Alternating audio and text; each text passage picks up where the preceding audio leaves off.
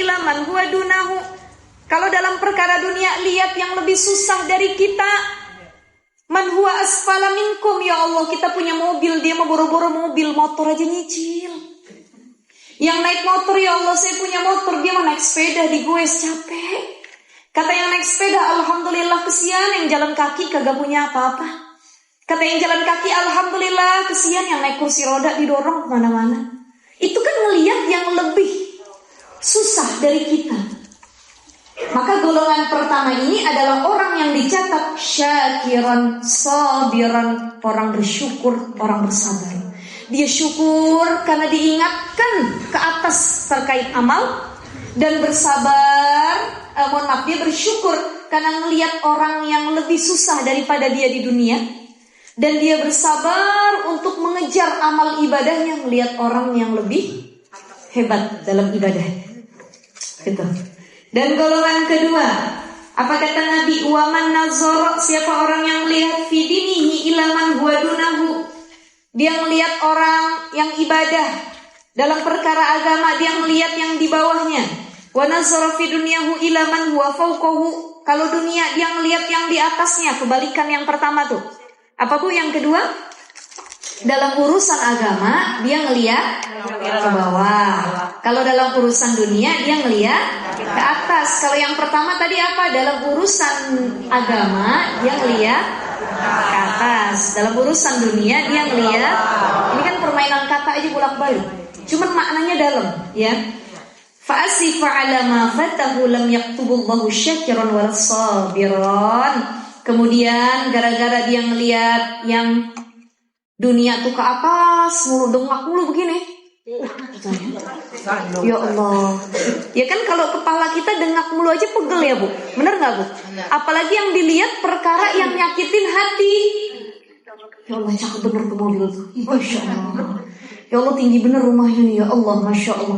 Dunia mulu yang kita lihat ke atas. Lam yaktubullahu syakiran wala sabiran. Enggak Allah catat dia orang bersyukur maupun sabar. Ya. Kenapa? Karena dia sedih melihat ketertinggalannya. Dia mah cepat bener beli mobilnya. Dia mah jadi orang kaya cepat bener. Kok saya mah gini aja ya Allah. Katanya dunia itu berputar. Kok saya nggak muter-muter ya Allah. Stop di sini aja. Kok orang bisa berputar dunianya. Nah, sedih kita perkara dunia yang ketinggalan. Maka nggak Allah catat sebagai orang yang syukur dan sabar. Kalau semua yang kita inginin Allah kasih Bu, Ibu, coba kita bayangin kalau semua yang kita pengen Allah kasih, kita nggak ada sabarnya, pahalanya dikit. Kita doa ngangkat tangan, ya Allah saya pengen jadi orang kaya, langsung dikayain sama Allah. Ya Allah saya pengen jadi orang begini, diberi sama Allah. Satu, nggak ada kita merasakan lika-liku kenikmatan dalam berjuang, ya. Dan prosesnya itu kan luar biasa. Ini kata orang yang udah kaya raya, sukses dunianya. Di flashback ketika lagi susah, ya Allah, dulu telur 1 biji di dadar buat 7 orang. Ini kata orang yang udah senang nih. Ya Allah, ternyata makan ayam goreng 1 itu buat sendiri. Dulu ayam goreng 1 fried chicken dibagi 3 sama adik-adik. Itu kata orang yang masih susah proses. Ya Allah, ternyata begini ya. Sekarang begitu udah senang, ya Allah saya nggak tahu kok udah bisa di titik seperti ini. Ada kenikmatan tersendiri, betul nggak Ibu? Betul ya. Dulu nggak punya mobil, ya Allah, kemana-mana naik mobil susah rasanya. Naik angkot panas, saya masih tahu tuh, saya nyium aroma angkot tuh kayak gimana ya Allah. Belum mabuknya, belum copetnya dan lain sebagainya. Tapi ketika udah punya mobil, sambil bawa mobil, sambil nyalain tuh apa namanya? Ya, nyalain MP3-nya, syair-syairnya, AC-nya dingin, parfum mobilnya ada, sambil dia hirup bawa mobil. Ya Allah, saya nggak nyangka bisa punya mobil mewah begini. Itu ada kenikmatan tersendiri. Dan kita bilang fahamidallah, alhamdulillah. Jadi ternyata proses itu butuh Harus ada proses yang kita lalui. Untuk apa? Kita merasakan kenikmatan berproses, kenikmatan meminta kepada Allah. Kalau orang semua serba dikasih, dia nggak ada ngerengeknya sama Allah. Anak kecil deh, ibu-ibu, kalau anaknya ngerengek sama ibu, ya, ibu punya anak bayi, begitu ibu datang, anaknya ngerengek, mama gendong, suka nggak ibu digituin? Seneng nggak? Bu, ini kayaknya udah lama nggak punya anak kecil. Cucu ya. Atau nggak usah cucu deh, ibu punya suami, suaminya pulang ngerengek sama ibu. Demen apa enggak kira-kira? Mama punya papa. Ya suami sendiri, halal ya Bu ya. Seneng nggak kita digituin? Seneng nggak Bu? Tapi ada suami yang nggak pernah ngerengek sama istrinya. Ya udah sekedar rutinitas aja, kasih belanja. Nggak pernah ada kata-kata romantis, nggak pernah ada manja-manja. Kita aja manusia butuh diperhatiin, dimanja, direngekin. Apalagi Allah itu cemburu tatkala kita jauh dari Allah. Pengen Allah tuh ngedengar hambanya nangis di sepertiga malam. Ya Allah, Engkau As-Sami, Maha mendengar. Engkau Al-Basir, Maha melihat. Engkau Ar-Rahman, Maha penyayang. Gak ada tempat mengeluh kesahku kecuali Engkau ya Allah. Itu kan kita ngeluh ngerengek tuh. Allah senang denger rengekan kita. Makanya jangan jarang ngerengek sama Allah. Sering-sering ngerengek sama Allah. Dan itu adalah waktu terbaik di mana Allah tuh cinta banget sama hamba ketika mendengar rengekan dan doa. Insya Allah kita semua diberikan kemudahan seperti itu ya. Jadi itu ibu-ibu sebenarnya udah lewat pembahasannya. Dunia lihatnya ke bawah, akhirat lihatnya ke atas. Jangan kebalik, akhirat ke bawah, dunia ke atas. Kita nutup aurat, dia aja begitu nutup auratnya. Saya begitu dah katanya. Dia aja sholatnya begitu, saya begitu juga deh. Itu ngelihat akhiratnya ke bawah. Tapi ketika ke atas, gak mau ketinggalan kita. Fastabiqul khairat. Orang sedekah 100 juta, tahun depan saya 1 M sedekahnya. Insya. Nah itu namanya akhiratnya ngelihat ke atas. Hari ini orang ngeluarin sedekah 100.000, besok saya 1 juta. Kenapa? Fastabiqul khairat. Tapi banyak dari kita udah dicukupin sama Allah, tetap meregehesi. Sulit ngeluarinnya. Ya Allah, Bu, ternyata penyakit orang kaya itu bakhil. Bakhil. Kita mungkin yang belum kaya atau menuju kaya ya insya Allah ya. Kayanya kita buat ibadah, kekayaan dunia itu wasilah untuk mencari akhirat mudah-mudahan. Kalau kita belum kaya, belum jadi orang kaya, makanya begini, ada orang-orang kaya berkecukupan, mereka punya harta banyak. Itu kan ngasih orang juga perlu hitungan. Ya, ada yang pelit, tapi ada yang bukan pelit. Mereka hitungannya kuat. Mana buat sedekah, mana buat ini, pembagian dan lain sebagainya. Kita yang nggak punya, melihat orang yang berada, kita bilang pelit bener, timbang duit segitu nggak mau dikeluarin. Pelit bener, saya minjem nggak dikasih, pelit bener. Ya karena kita nggak di posisi dia. Mungkin kalau kita di posisi dia, kita lebih pelit lagi. Betul nggak Bu? Waduh, ngapain saya ngasih dia cuma-cuma begitu ya? Bagus saya beli mobil yang baru, saya beli ini yang baru. Maka setiap posisi yang sedang kita alami penting untuk tidak suuzon. Karena setiap orang punya perhitungan dan takarannya masing-masing. Tapi memang penyakit orang berada adalah bakhil. Sulit, gemeter tangannya mau ngeluarin duit. Ya Bu ya? Itu kan syaitan itu kata Imam Fakhruddin Ar-Razi, kalau orang mau sedekah ada 40 syaitan yang nahan di tangannya. Makanya orang mau sedekah dipilih dulu yang paling kecil nominalnya. 2.000, 1.000, apa yang gope, yang receh, gitu. Ya? Kadang belum digoda sama syaitan, kita yang sudah punya perasaan sulit untuk mengeluarkan. Maka semua itu diuji dengan keadaannya. Yang miskin, yang tidak punya apa-apa diuji dengan kesabarannya. Yang kaya raya diuji dengan kedermawanannya. Masing-masing punya ujian tersendiri. Tapi paling tidak, biar hati kita sembuh. Gak sering sakit nih hati kita. Dunia lihatnya ke bawah aja. Capek ngikutin orang mah. Betul gak ibu-ibu? Bu, capek apa enggak? Capek. Kita beli kompor keluaran terbaru tahun ini, nggak usah kompor deh, iPhone. Tuh iPhone ya udah ada iPhone 17. Betul nggak? Betul ya. Ini handphone saya udah 6 tahun nggak ganti-ganti. Ini saya punya, qadarullah alhamdulillah punya iPhone 6 tahun nggak ganti-ganti. Berarti awet. Awet, satu awet. Yang kedua, saya punya prinsip, apalagi suami saya handphonenya udah jalan 7 tahun lebih tuh. Ya, saya bilang, Bi, apa Abi nggak mau ganti? Ah, belum rusak katanya. Saya juga begitu, kalau belum rusak belum diganti.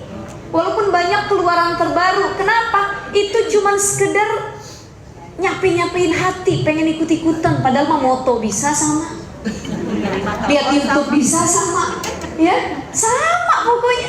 Cuman kan ikut-ikutan. Ada istilah tadi FOMO.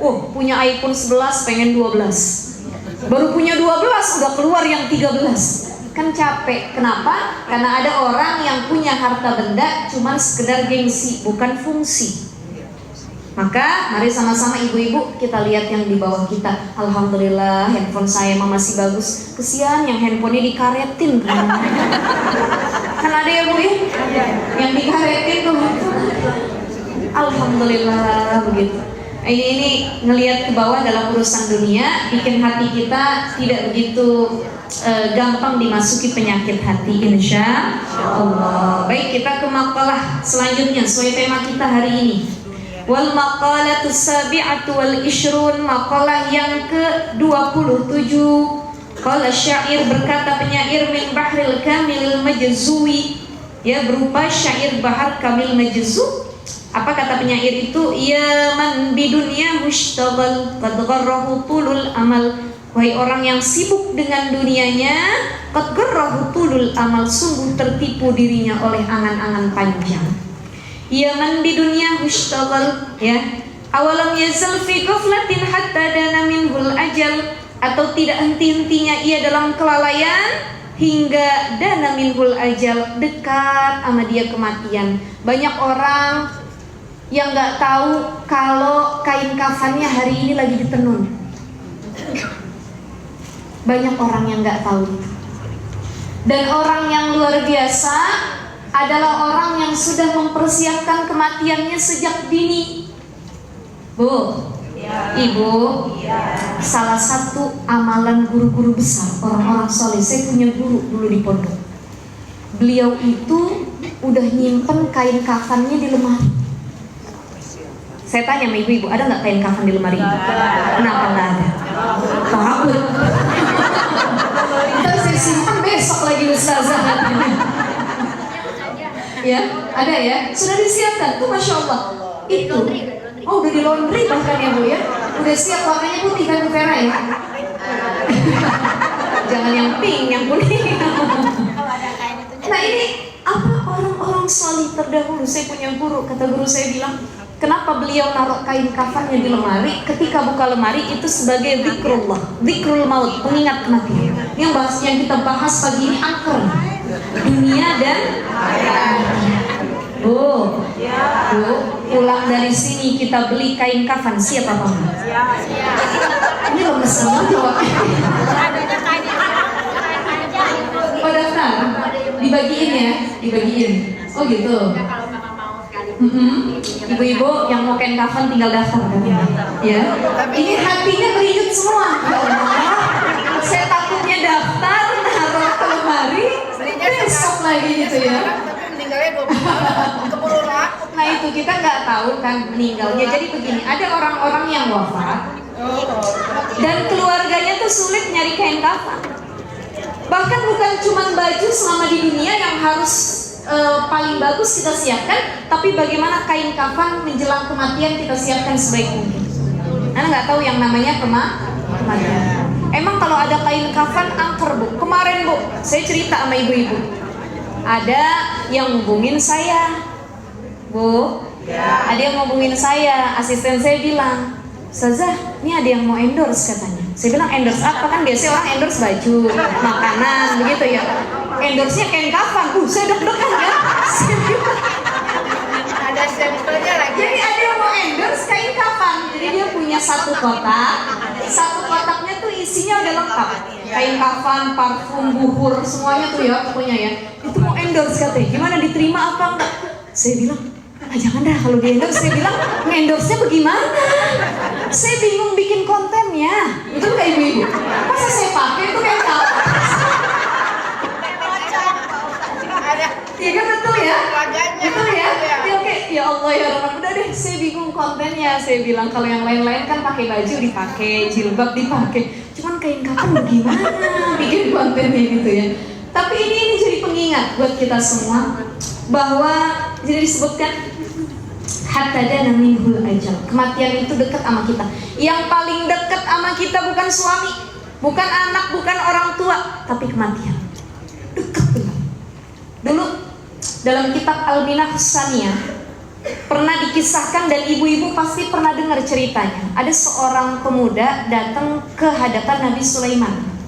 Tiba-tiba datang malaikat Israel. Israel itu menyamar jadi manusia. Itu malaikat Israel yang menyamar jadi manusia ngeliatin laki-laki di samping Nabi Sulaiman dengan pandangan begini.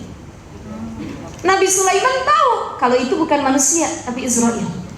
Apa kata Nabi Sulaiman? Wahai pemuda, itu ada yang memandang kamu tuh, kamu lihat. Iya, pandangannya mengerikan sekali wahai Nabi Sulaiman. Itu adalah malaikat maut yang hendak mencabut nyawa. Ibu lagi diri. Ada orang liatin. Kata saya bilang, Bu, lihat itu malaikat maut di dunia. Itu gak banget. Apalagi kawan Nabi Sulaiman saat itu. Akhirnya pemuda itu bilang, wahai Nabi Sulaiman, tolong deh, kamu kan punya kekuatan, ya, punya kelebihan yang Allah kasih. Bahkan jin-jin aja jadi pasukan kamu. Tolong terbangin saya ke India. Itu kan ada di Jazirah Arab ya. Terbangin saya ke India biar saya nggak ditemuin sama malaikat maut. Maka diterbangkanlah laki-laki itu ke dunia, ke India sama malaikat Israel. Kemudian keesokan harinya malaikat Israel datang nungguin Nabi Sulaiman. Kata malaikat Israel bilang, wahai Nabi Sulaiman, mana pemuda yang kemarin sedang berdiri dengan engkau ya, berbicara? Sudah aku terbangkan ke India, katanya biar nggak ketemu dengan malaikat Israel. Oh begitu, pas banget kata malaikat Israel. Hari ini saya dapat perintah sama Allah, ada pemuda yang dicabut nyawanya di India.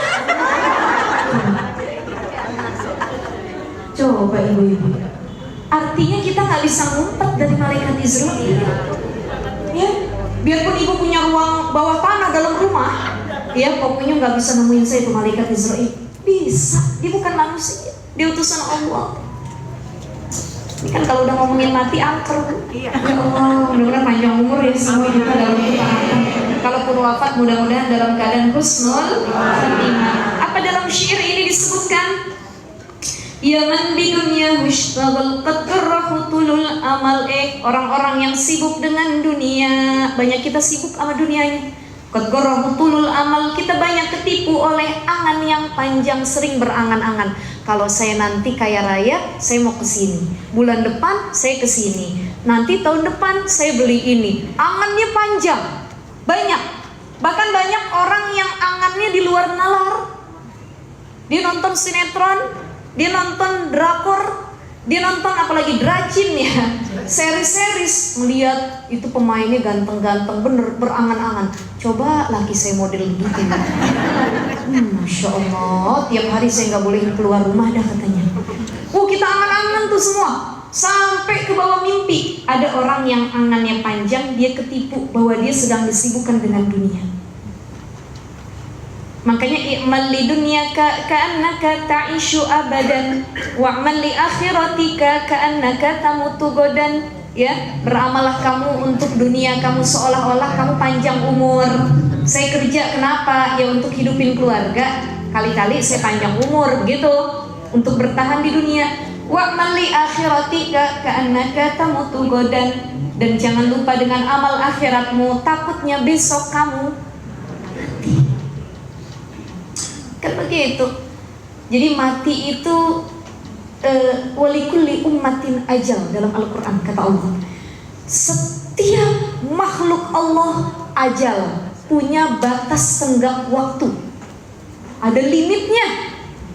Pasti rusak. Makanya kalau kita memaknai ayat ini dengan sebaik mungkin, walikulli ummatin ajal, fa idza jaa ajaluhum la yastakhiruna sa'ata wa la yastaqdimun. Yang namanya ajal gak bisa dimaju, gak bisa dimundur. Tadi kan, tolong dong Nabi Sulaiman pindahin saya ke India. Ya akhirnya ajalnya beneran di situ. Kan semua terserah Allah. Gimana Allah, bukan kita yang ngatur. Ya, atau kita nyogok malaikat. Begitu datang malaikat Ijrail, saya bayar deh 10 M 5 tahun lagi gitu ya. Bisa apa enggak? La yastakhiruna sa'ata wa la yastaqdimun. Kalau udah datang itu ajal, nggak bisa dimaju, nggak bisa dimundur. Atau ada orang yang ajalnya masih lama, akhirnya dia bunuh diri. Inilah kenapa orang-orang yang bunuh diri haram masuk ke syurganya Allah, karena dia sudah menyalahi ajal, aturan Allah. Itu kan memaksa untuk membunuh dirinya sendiri. Allah nggak ridho sama orang-orang yang bunuh diri.